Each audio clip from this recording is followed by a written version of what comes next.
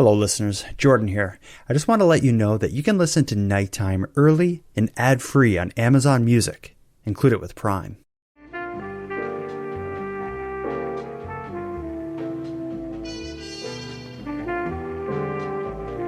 You are listening to the Nighttime Podcast.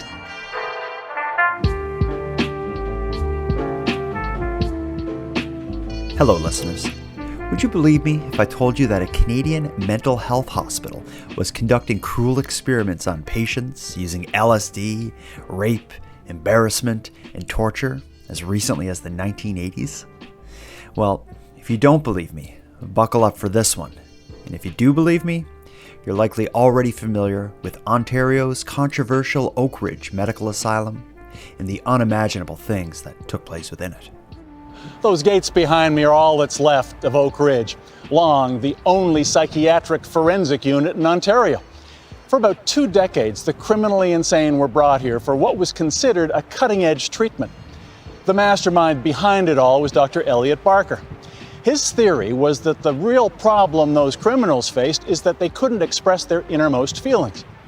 Do that, Dr. Barker believed, and you could cure mental illness.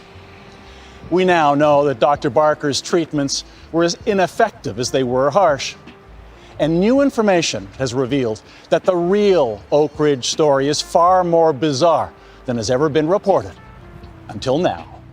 One of the many lives permanently altered by Oak Ridge's cruelty is Steve Smith. In fact, many of the secrets that have been revealed since the experiments ceased are a result of his determination to expose the truth of what happened within those walls. Steve Smith hasn't been shy about his involvement of Oak Ridge or about the way, for a time, it derailed his life.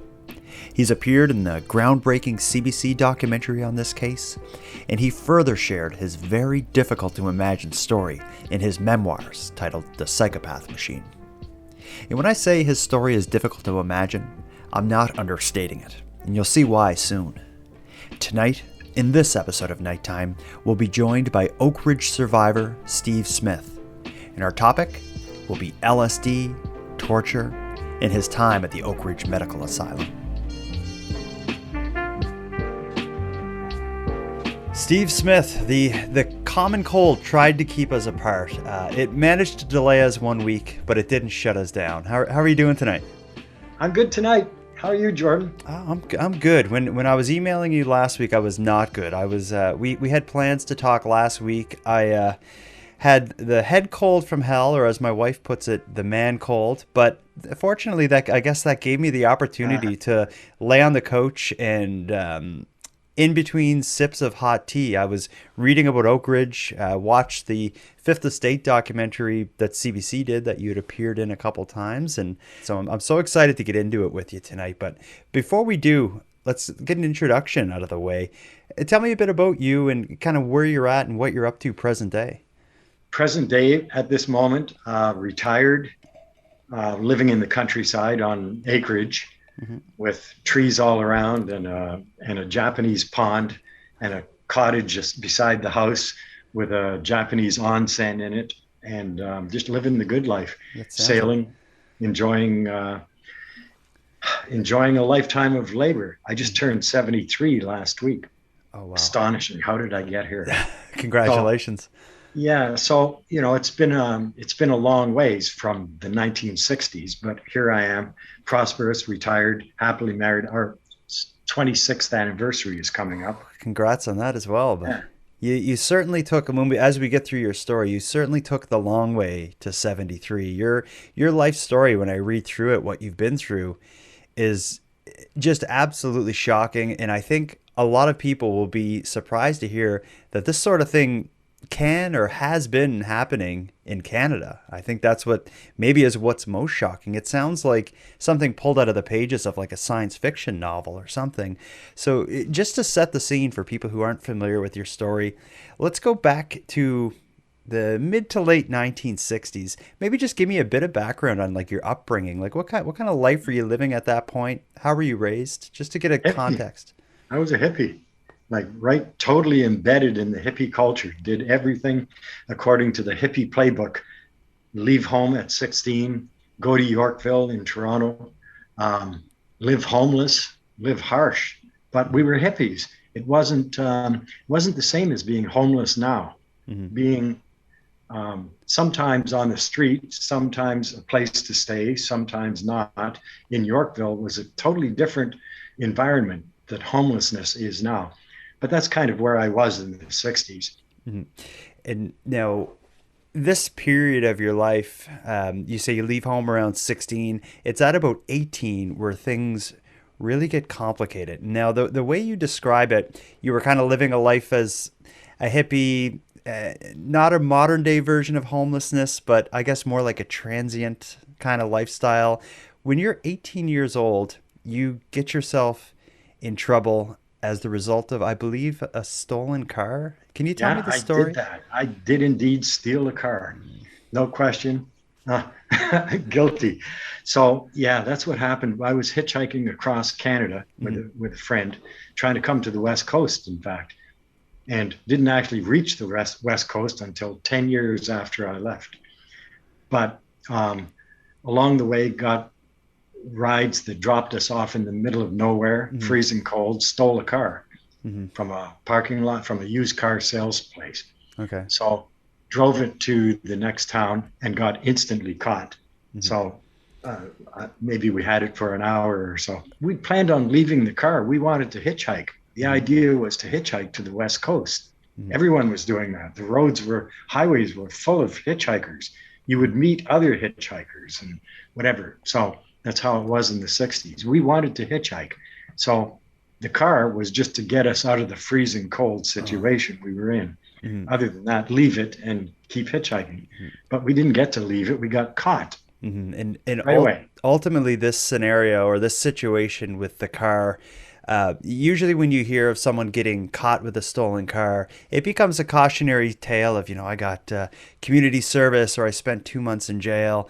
Yeah, that's what should have happened. In your case, it's a whole different life of torment that seems to come out after this. So we'll skip the gory details of how it came to be, but I was essentially kidnapped and traded from this small town in northern Ontario. I was essentially traded, exchanging me for someone else in this mental hospital in Penetanguishene in southern Ontario. I don't know, 500-600 miles from where I was. So, and that's how it began. So suddenly I find myself from hitchhiking across the country to being locked in a cell in a mental hospital. Yeah. And experimented on endlessly. And yes, and the way you end up in the mental hospital, because getting caught with a stolen car does not equal mental illness, even in the 60s, but Oh yeah, I left out the fun part. I had 2 hits of acid, LSD. So yeah, it was pretty popular in the 60s. But we were hitchhiking and we didn't do that at the time. We wanted to save that for when we got to the West Coast and get to the Pacific Ocean and drop a hit of acid and go in the ocean. And I'd never seen an ocean up until then. So that was the plan. But getting caught put an end to that. So I had a short pocket like this with 2 tiny, they're like so small you wouldn't see them. But there they were, and I swallowed them. Big mistake. Oh my God. So of course, when they got me to the police station, I was kind of tripping. Yeah, that's a good way. So anyway, they didn't know much about it. This is a small town. They didn't know much about LSD, and they didn't know the difference between battery acid and acid. So anyway, they took me to the hospital and attempted to pump my stomach, ramming a tube up my nose and all the things they do with pumping your stomach. And I'm stoned on 2 hits of window pane acid, 1960s variety. Yeah. The real deal. Lucy in the Sky with Diamonds, all of it. So it wasn't a pleasant experience. So of course, I was temporarily nuts. So anyway, that's how I got into this. So I was shanghaied into the thing, incorporated into this existing program where they were actively recruiting people. I later have much proof of that. Yeah. And just so I understand, so you get caught in the stolen car. You quickly take the acid to avoid getting caught with that as well. They believe you to be some lunatic in a stolen car because of the way the acid's affecting you. Was there any kind of like court process or anything, or were you just kind of taken away and put in what is now the infamous Oak Ridge Mental Home? Okay, there is incidents between where I'm locked up and no longer stoned on acid. It's gone the next day or several hours later. Yeah. And no longer obviously insane, but by then I'm already in a situation. So from where I'm caught with a stolen car and dropping the hits of acid and incorporated into this already existing brainwashing program in an Ontario Southern hospital in Penetanguishene, how that transition occurs, it's too complicated. But it was essentially kidnapping. I actually have letters between the administrator of one place and another requesting me in exchange for someone else. Not a transfer, but an exchange for a different patient. An exchange. So a trade. Give me him because I fit with what they were looking for. I was exactly what they were looking for, which was a kind of not a lot of resources, not a lot of family backing you up. There's a wandering kid could disappear like that. Just a vulnerable subject being. But when you hear today a story of human trafficking where someone gets caught up in organized crime or something, they find some vulnerable kid and whisk them away for like sex work or something. I think they like, it seems like when I read your story, I kind of see you as the like medical experiment version of that sort of story. They found someone who was vulnerable and somewhat on their own, and you get scooped up in this. But for people who are unfamiliar with the Oak Ridge Asylum, it's notorious today as a place where this weird kind of treatment was happening well, I guess some of them were mentally ill, but on people. Tell me a bit about when you ended up there. Like, did it seem like a typical mental home, hospitals kind of setting? No. This is a prison. It's the most outrageous prison you could imagine. You really have to see, there's lots of pictures. Most anybody watching this can find oodles of pictures from inside Oak Ridge. It's a horror story. Even looking at it from the outside, it looks like something you would see like in a World War II kind of camp or something like that. To me, like this big, ugly brick building. If you look at view and look at the structure of the building and look at the structure of Auschwitz, for example, just look at it. They're the same. It's like the same architect could have built those two buildings. It's astonishing. That's why they tore it down. You see, most of those old hospitals and prisons are monuments now. They're like tourist attractions. They didn't tear them down, but they tore Oak Ridge down because it's just so horrid looking. I'm sure. It makes sense. And when you first arrived there, kind of aside from aesthetically being ugly and cold and kind of grim, what was it like inside there? It seems to me that it wasn't at all like a typical hospital. Like, what was your day-to-day like? Everybody in there was crazy except me. That's literally what as it turned out to be. I know every mental patient says that as they're being dragged down but no, everybody in this program has been there for a while, but they were all crazy in one way or another. But here's the thing. They weren't crazy in the traditional schizophrenic, non-communicate, people screaming and banging on walls, and not crazy like that. They were psychopaths. Most of people involved in this were called psychopaths, which interestingly enough, being a psychopath is not a mental illness and never was. It's a type of character. We don't like them. We used to call them jerks, assholes, bad guys. But in that time, just watch some of the videos. These are not mentally ill. They're not crazy people. They're just people that don't give a damn. They're different. They don't have a conscience. But most of the people in Oak Ridge, that's what they were. They weren't mental patients. You wouldn't know them from people you would pass by on the street, wouldn't recognize them. Not like what you see on a street, any big city now, crazy people banging on telephone poles and screaming at the sky. Not like that at all.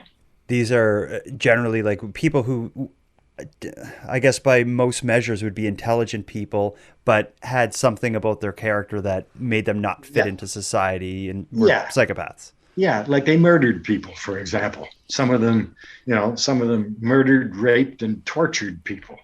Wow. They were bad people. I mean, really, the baddest of the baddest. Look up Peter Woodcock.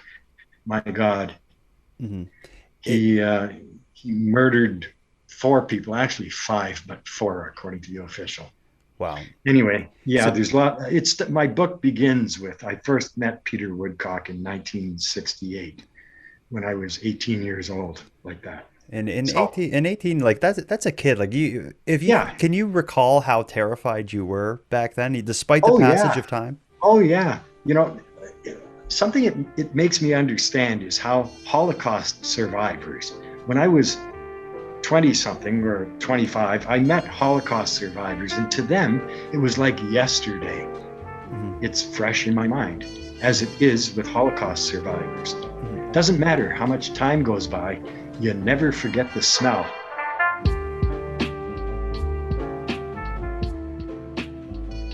Now, you've been referring to some of your time in Oak Ridge as in the program, and now I believe I know what you're referring to. But people who looked into Oak Ridge and especially looked into the dark side of it have come across Dr. Elliot Barker. I understand he treated you, and I'll ask you a bit about him, but in your experiences with him. But he seems to be kind of the person responsible for some of the more like kind of bizarre programs that happened in there. Tell me, Oh yeah, tell me about how you came across it. Like, do you remember first meeting Dr. Barker?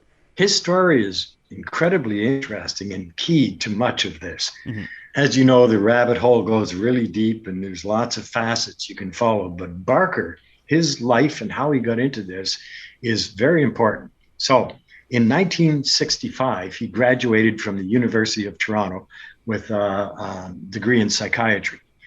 Um, Dr. Boyd, who was the administrator of Oak Ridge, gave him a 1 year sabbatical to travel to various places in the world, including communist China. This is 1965. China was not open to the West, but Barker went there. I can prove this. He went to China and East Germany and several other communist behind the Iron Curtain countries that you just don't get to, and went to prison camps, was taken to and shown various prison camps and re-education programs. He studied and learned and carried this back to Oak Ridge, where he put the same programs into practice in Oak Ridge. I actually have the plan developed in China of how to force people into compliance. Soft torture, but really, really harsh psychologically. Wow. It's called MAP, Motivation, Attitude, and Participation, MAP. Barker carried this program that he learned from prison re-education camps in communist countries, carried this into Oak Ridge and refined it with the use of different drugs than what they had in East or in communist countries. LSD being the big one. Mm-hmm. That was his thing. Was finally his downfall. And So anyway, Barker was the source of this program, but behind it was Boyd. He was the guy he was the administrator. I have so many letters to and from Boyd regarding different problems, each one of them more extreme than the previous. There's no end to this.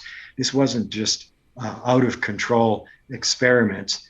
These were malicious people doing criminal acts, and they were never called to answer, except, there's a 20-year lawsuit that was recently settled. I didn't know it was settled. No, I did happen upon it.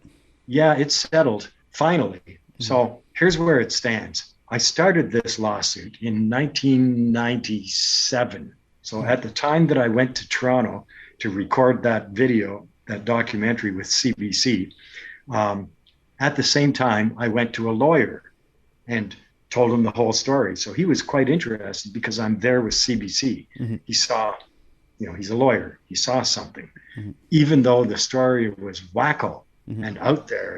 And, normally I would have been kicked out of his office if I even got 5 minutes of his time. Mm-hmm. But because I was there with CBC, he saw something. So long story short, which I can't do, I retained this lawyer. So I was in this lawsuit for about 10 years, but eventually they forced me out of the lawsuit because I couldn't prove that I suffered enough damage. See, my life is really good. I'm very successful, financially independent, and have a really good life. So I can't prove damages. Whereas there's a bunch of other people that they solicited, they advertised in a newspaper and found, I believe it was initially 33 people that had also gone through this program and formed a class action lawsuit. Wow. And forced me out of it. Hmm. So this lawsuit went on for 20 plus years. There was a judgment, I think 2 years ago, maybe more than 2 years ago, in favor of the litigants, all in favor. It was a $10 million suit. Then the government appealed it. They would not admit that they did this. So it was under appeal for the last 2 years, but recently the Court of Appeal rejected all of the reasons for the appeal and determined how much each litigant was to be awarded. So I know people involved in it, so they'll tell me when the award finally reaches them and how much they get and how much the lawyers take. So these people are suffering, and the only reason why I have the documents I have is because one of the widow of one of the litigants who died during the process contacted me because of my book. She read the book and contacted me and said her husband was in this lawsuit but died and left behind a box of documents. So after a period of getting to know her, she sent me all of this stuff. And that's what led to the Fifth Estate doing the documentary about St. Thomas.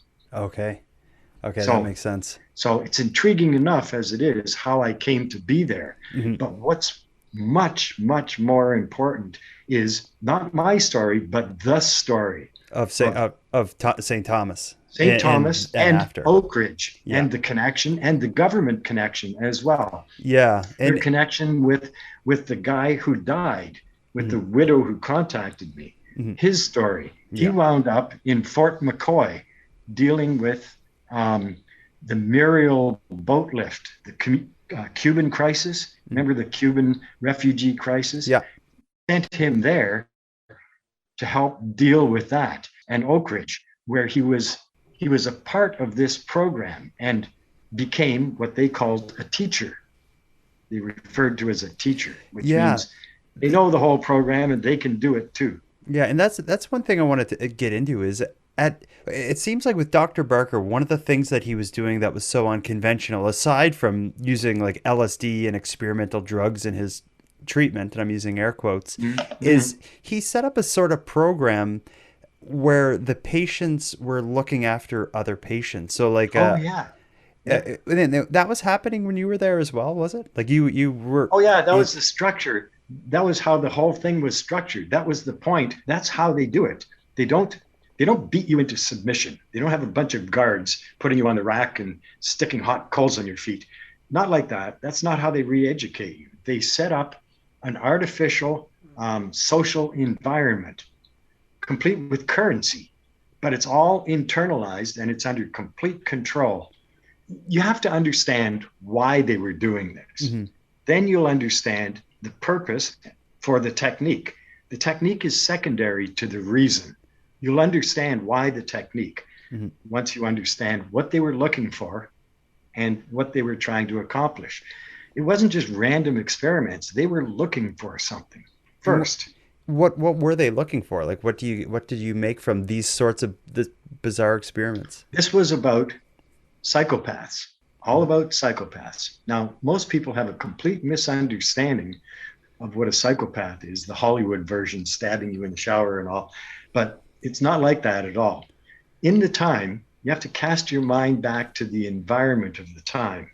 And they didn't know anything about psychopaths. If you think of it, mass murders were fairly rare in the 60s.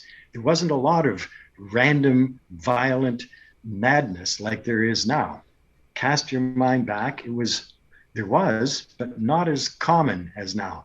But that's when they began to realize that there's people out there that are different from the rest of us.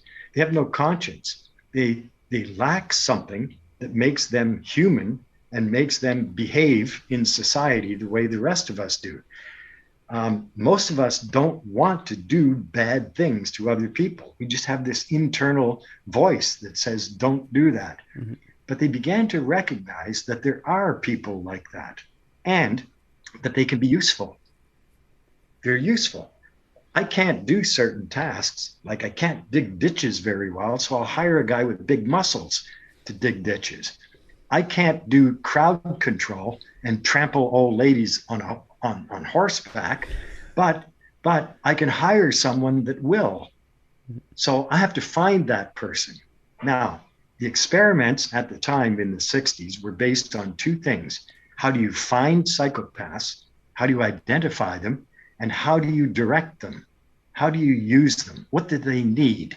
What do they want? How can you use this type of person to accomplish the things that you can't do yourself and that normal people can't? That's what this whole program was about. And I think I have proven it.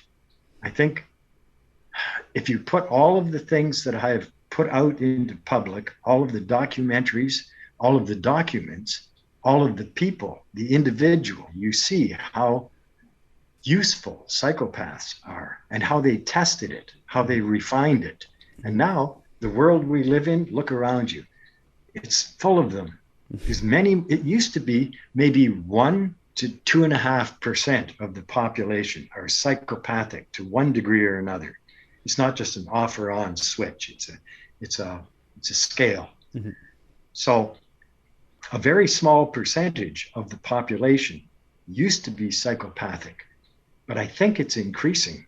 I look around and I think everybody kind of feels that there's more people out there that have no conscience, that have no empathy, no connection. They don't care. Just do what I want for me. Mm-hmm. This is the society they tried to create.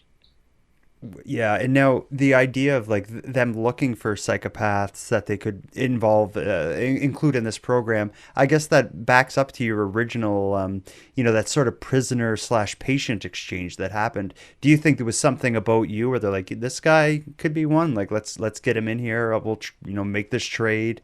Like, do you think you were kind of almost like headhunted?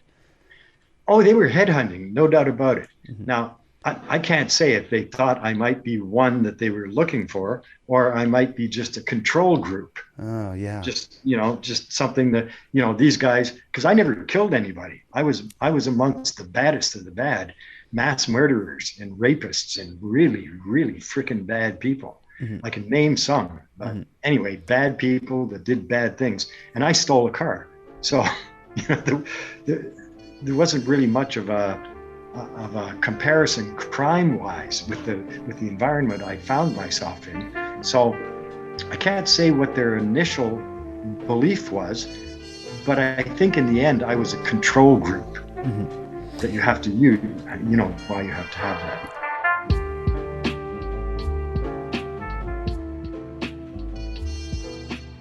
There's two hospitals or asylums, or however we want to put it, that are involved. It starts at Oak Ridge, and then it, I guess, evolves or changes and ends up at a different hospital, I think St. Thomas. Can you talk about that transition, why that happened, and what changed leading from Oak Ridge to St. Thomas? Wow, where to begin with this? It gets so ugly. First of all, it was a parallel program. St. Thomas was a women's institution, as Oak Ridge was a forensic for men. Right? So these were women who have committed crimes. Some of them were really bad, put their babies in an oven and cooked them, like that kind of wacko, So here they are in a mental hospital.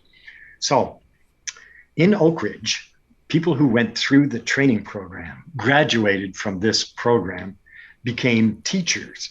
And they went back and started indoctrinating new people. Right? So they took 4 of these men and they sent them to St. Thomas Women's Ward and put 4 men in there from Oak Ridge. Here's the kicker. All 4 of those men were convicted violent rapists. And they were sent to a women's asylum to basically be leaders. Yeah, to set up the whole program. Watch The Fifth Estate. It's called Treatment or Torture. The first part is about Oak Ridge. The second part is about the information that I gave them about St. Thomas that led to this documentary. This was the first time the world ever heard anything about what went on in St. Thomas. Mm-hmm. And it's even worse than what's in The Fifth Estate. I have stuff even worse. I have the adoption certificates for the pregnancies that took place. It was a rape factory. The doctors themselves were using videos of these women getting raped.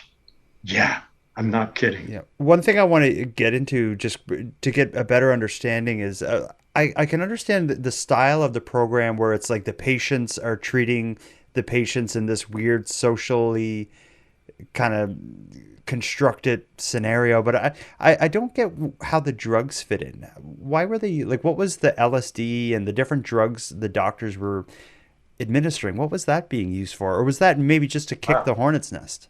Well, yeah, essentially good description, kick the hornet's nest. Mm-hmm. Essentially, yeah, that, but also it was purely experimental. They just didn't know. They were trying all kinds of drugs in these environments to see what would work with psychopaths. How it was just raw data, as far as I can see. Mm-hmm. Trying all kinds. They even used alcohol. They don't talk about that much, but they got a bunch of patients pissed drunk. Wow. So just all kinds of, who knows? An experiment is an experiment. Yeah, it sounds like kind of like trial and error done in this cruel, cold, and cheap way. Maybe having like the patients look after the patients seems like it allows one doctor to kind of run the whole hospital if everyone's looking after each other. Well, there was the financial thing as well, but that's really not what motivated this. They might try to distract you and say, but it's so much cheaper to have the patients run it. Well, I mean, that's crazy on the surface. Mm-hmm. It's absurd. It's really the patients have taken over the asylum in reality. Mm-hmm.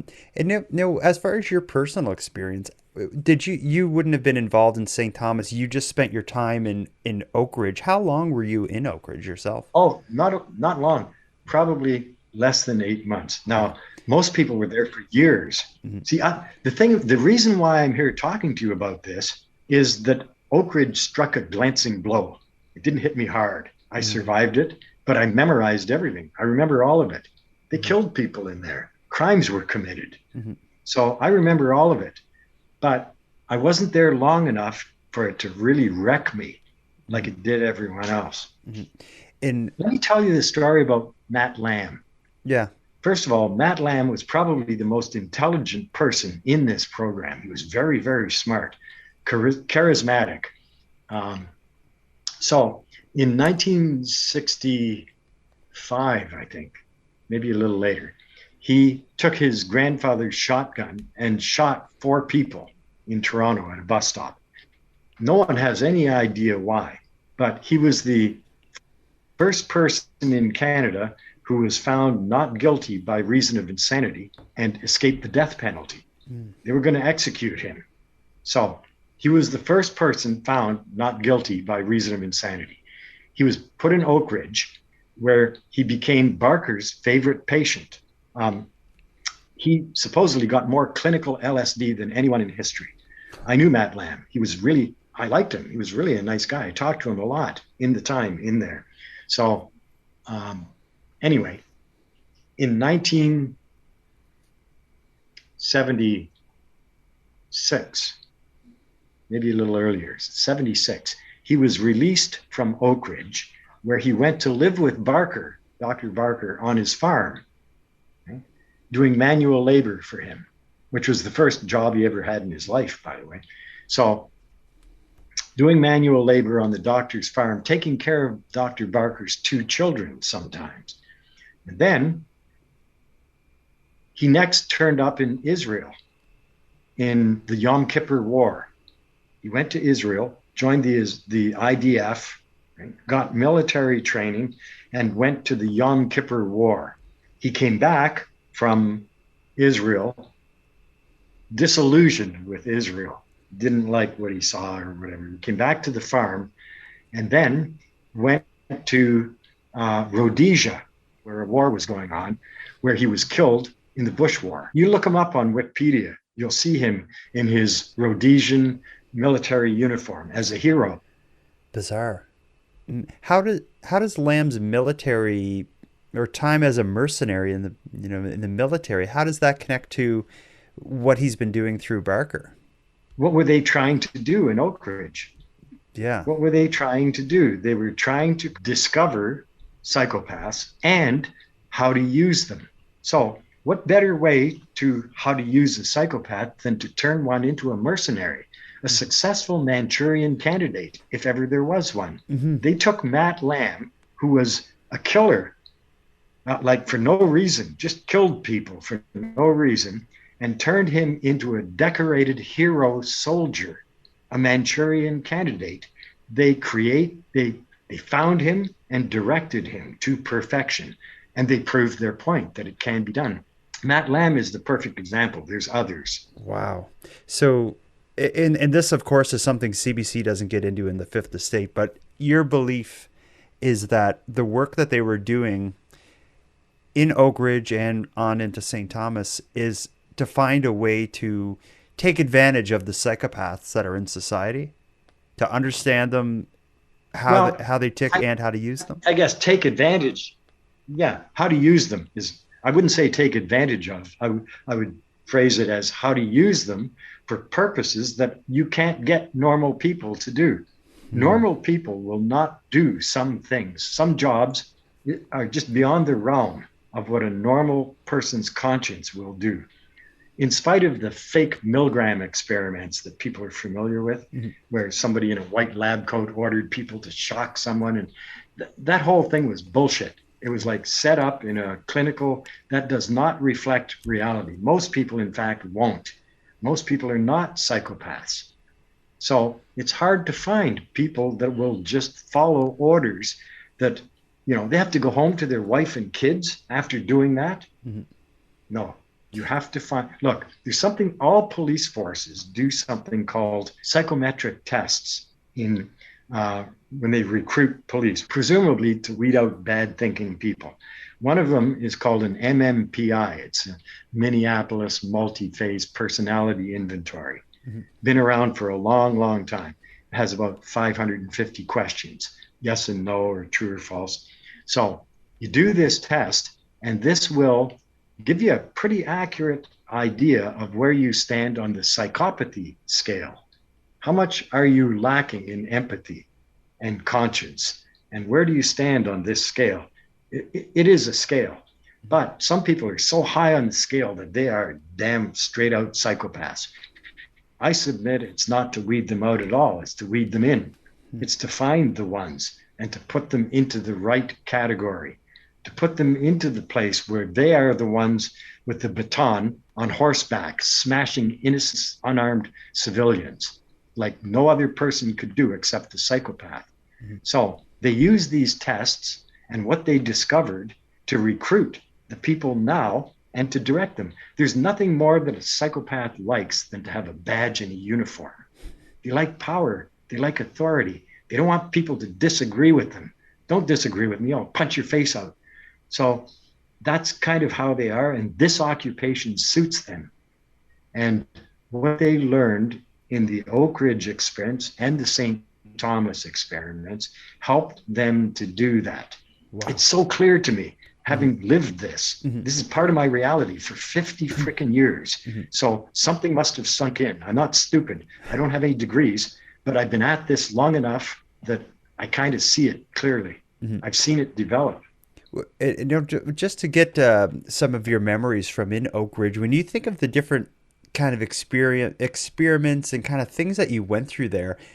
And then thinking back what you just said about what you expect their end goal was with all of this experiments, what kind of things were you put through that may kind of connect to them using the results of these experiments to find how to use psychopaths? Like, give me an example of something that you did that maybe could have been, that the average person could be like, yeah, I could see the connection there. Wow.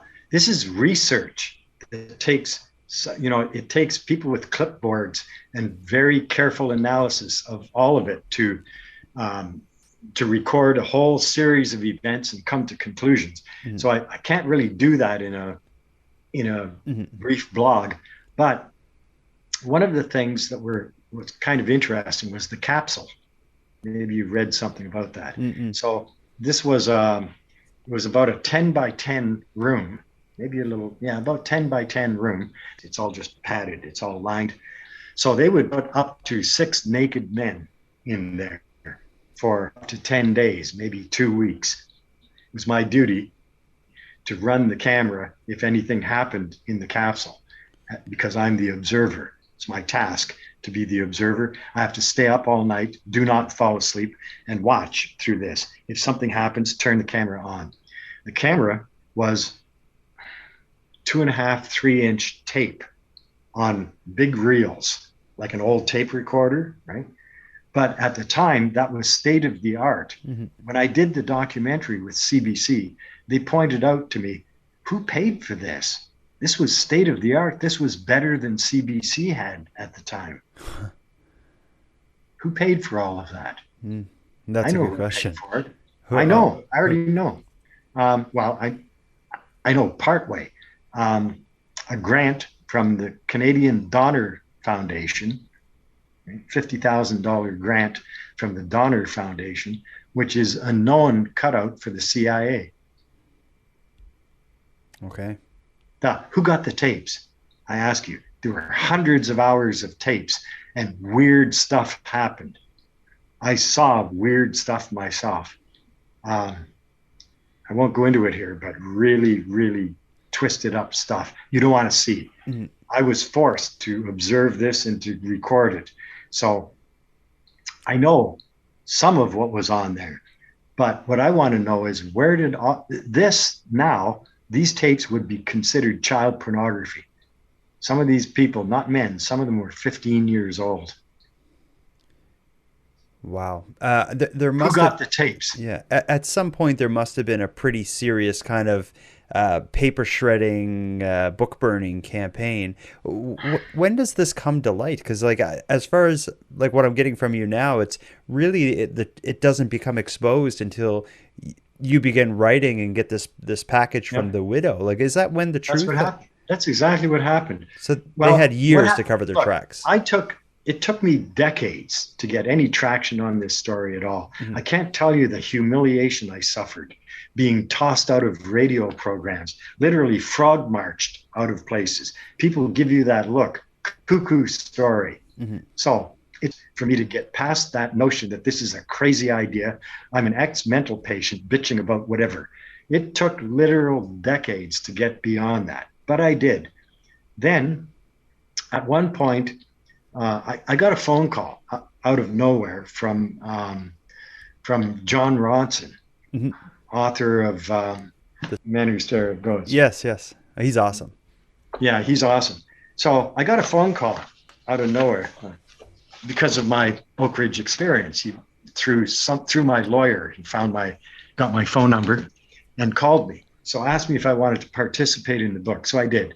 So I'm in this book, which was a good step forward in the Oak Ridge story, bringing it from obscurity to something published. So I wasn't quite satisfied with John. I like John Ronson, but I wasn't quite satisfied with his representation of me in the book. So I thought, I gotta fix this. I gotta write it myself, damn it. So I asked John Ronson about writing. Like, how can I do this? I don't even have a grade 9 education and have no idea. So he gave me a little bit of advice, and I followed the 3 bits of advice, and it worked. So after that came out, then it got traction. people started reading it. And right now, I'm in contact with someone else, same situation that led to the Fifth Estate documentary on St. Thomas. The same thing is happening again with Matt Lamb. Someone who knew him contacted me, someone who knew the family, insiders, with information that absolutely contradicts the official narrative. So I'm trying to get Fifth Estate to do something with this. I don't know. It's hard. Well, just like you've said, it's like on paper, it's a crazy story. And if I just read a summary of everything that you told me, I would say that has to be a work of fiction. Like it sounds like something Stanley Kubrick would have wrote and directed in the 70s. Not fiction. Yeah, well, it's almost it's the opposite. It's kind of like the opposite of Clockwork Orange, if you've seen that film. Well, if I've seen that, maybe a dozen times. I don't know. But it's right in that world, but you have the documents to back it up. We've only scratched the surface of it. Mm-hmm. It's just never ending. The things that keep falling into my lap. Mm-hmm. These people committed horrible, egregious crimes. I saw someone get murdered in Oak Ridge, and everybody got away with it. They got away with it. They got away with everything. Nobody was ever charged with any criminal offense throughout this whole thing. No assault and battery, no charges of torture and illegal confinement, and no criminal charges at all. There was rape, institutionalized, how to put this, mechanized. The psychopath machine. The next one would be the rape machine, because that's what Oak Ridge was, or that's what St. Thomas was. Wow. And now just to get back to Lamb, is the way I see this all coming together is if the research got to the point that they actually had someone to set out into the world to see how this all comes together, it seems like Lamb was the guy. Like, do you think? Yeah, I think. Mm-hmm. Okay. That's why I focus on Matt Lamb. There's others as well, but that's why I like to focus on Matt Lamb, because he's the most clear and obvious example of what they were doing. There's probably others that we don't know anything about yet. I'm sure there are. Like, who was Michael McEwen from Dartmouth, Nova Scotia? I don't know. Look that up. Go look around Dartmouth and see if you can find any McEwen family surviving that knows anything about Rhodesia and see if he's around. I don't know. I didn't try to track him down. I should have, but didn't. Now, as you talked about there not having been charges, Oak Ridge is gone. St. Thomas, I think it's still there, but it's obviously not doing this. Yeah, it's empty. It's empty. Look up pictures of it. It's a haunted building. I'd love to go there. It's the cover of a horror movie, the pictures inside. Yeah, and what happened inside is even worse. And now Dr. Barker has since passed. So I guess... Still alive. Oh, he's really? Still alive. Okay. Yeah, he's still alive. But he has Alzheimer's. Oh, that's what it is. Yeah. So he's kind of out of the picture, presumably. But he might be just hiding behind that to avoid court. Not sure. Wow. Yeah. But anyway, the last video of him, this is where I win. This is where the bell rings and I go, I win. After 50 years of fighting this battle, this is where, for me, the final winning bell came in the interview on the Fifth Estate, where they had some old video of Barker sitting back in his chair, talking about his Oak Ridge memoirs. It is the most arrogant thing that you could imagine. It was hard to watch. Did you watch that? Yeah, that was tough. That was hard. He ended admitting that he was face down in a bucket of shit. That was his last words. Yes, you are. You end your career. When he said in that interview that he was really pissed off about his critics, he was talking about me, because I started all this. I came down on him. I wrecked that guy. So that's my win, because I ruined his career. I did what I set out to do. I proved that he was an evil, torturing son of a bitch. And he picked on the wrong person when he picked on me. That's what I set out to do. And that Fifth Estate video, It ended perfectly with Barker in complete defeat, looking like a complete idiot. And he did it to himself. I helped him along the way, but he did it to himself. So to me, that's the greatest victory of this whole thing. But still, there's St. Thomas now. Which is a whole now nother I have battle. An obligation. It's a whole other battle. Now, for people who are listening, we've mentioned your book a lot. I can't wait to read it myself. But tell me a bit about it. Like, how did the book come to be? Where can you get it? And what do you include in the book? Because it sounds like a lot of what you've been talking about are things that have come to you after the publishing of the book. The St. Thomas part is, but the publishing of the book itself, it was a memoir. It was like my memory of what happened. So if I don't record this, it'll disappear. It's gone. If I don't record it, if it's not clearly written, this whole saga of Oak Ridge and what happened in there in the time will disappear. So the best thing I can do is just write it as best I can. So I did. So where can we get it? Amazon, any of the booksellers, it's all on there. But if you buy it direct from Etsy, I can sign it for you because I have a big box of them here. So I'll include links for people who want to do that. And what is it called? The Psychopath Machine. Okay.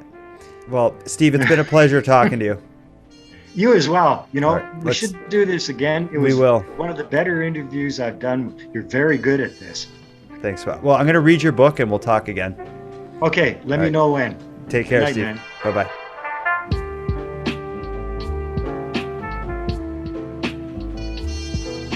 I want to thank you for joining Steve Smith and I for our discussion surrounding the Oak Ridge Medical Asylum. For those interested in learning more about Steve's story and Oak Ridge in general, I've added links to this episode description that'll bring you to the 2 CBC documentaries and to Steve's book. The story, as you can probably imagine, spins in many more directions than I could ever fit in an hour-long episode of this podcast. And with all that said, I'm going to wrap up this episode. But before we part, I'm going to give some thanks. First, a huge thanks to Steve for sharing an evening with me and with you, the listeners of Nighttime. A shout out to Monty, Datta, who contributed the music for this episode. And lastly, but most importantly, a massive thank you to everyone who listens to Nighttime, as without your interest and your support, this show would be as pointless as it would be impossible. But with that said, keeping this show alive is and has always been an uphill battle. So if you want to help take some weight off the show's back, make sure you listen on the premium feed.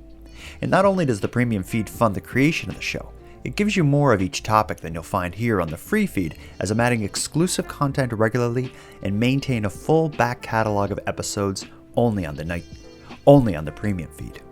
So for about the price of a cup of coffee, go premium at patreon.com/nighttimepodcast. And on the topic of the premium feed, I want to thank the latest subscribers. Nathan, Sarah, Karen, and Charlene, thank you for your generous support. And for anyone else who'd like to support the show, but can't do it with a premium feed subscription, you can help out the show by simply sharing this episode on social media and letting any like-minded friends know what we're doing here. If you have any story ideas, if you want to give feedback on the show, or if you'd like to contribute a voice memo to be aired in an upcoming episode, you can do all that and more at nighttimepodcast.com. I hope to hear from you. But until then, take care of each other, hug your loved ones tight, and let me know if you see anything weird. The Nighttime Podcast is written, hosted, and produced by Jordan Bonaparte.